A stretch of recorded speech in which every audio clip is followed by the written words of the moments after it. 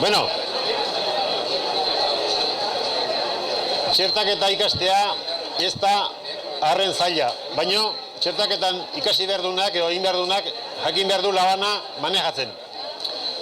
Da labanakin bildurra duenak, odunantzako badago erraminta bat. Txertatzeko makina. Ez da propagandik egin nahi, baina bueno, jende askok labanai bildurre dio, eta haure erabiltzen dugu landare gaztean. Hau da, gehien bat mahatxantzako, baina sagarrantzako ere balio du. Honek, ekartzen ditu 3 kuxila desberdin, bat begiko antzeko bat egiten du, gero beste bat injerto de caballo ero deitzen zaiona, eta gero beste bat omega. Ni kuxila hau ekarri dut, jarrita kuxila honekin ekarri dut, makina honek laniko ondona era hontan egiten dulako, kuxila honekin. Eta hemen inglesen bezala landare gaztean behar dugu. Landare gaztea. Eta gero, txertagai eta mentu ere berdintxuk. Jartzen dugu. Landare hartzen dugu gola, erdi-erdin. Ikusten da?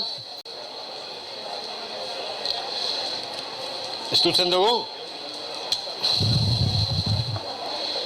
Eta beak atatzen dio matxien bratue.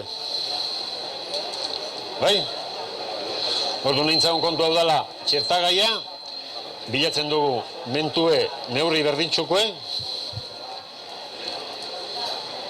ahogimetro, hori praktikak beak erakusten du, pixka bat.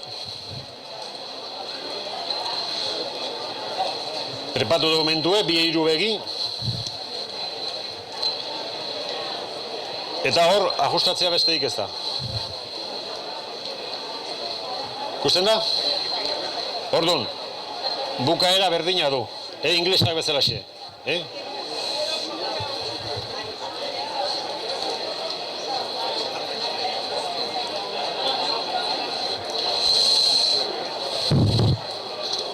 Honek dauka inglesa baino mobilidade gehiago, kontu pixka gehiago kinili behar da. Baina oso ondo resultatzen duen teknika da.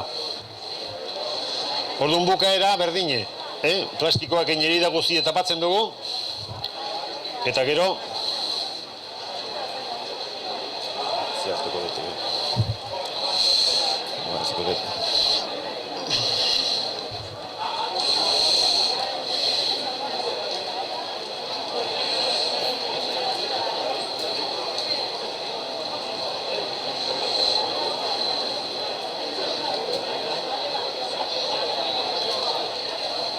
Goiko motoren ematen diogu mastik eta bukatu edago.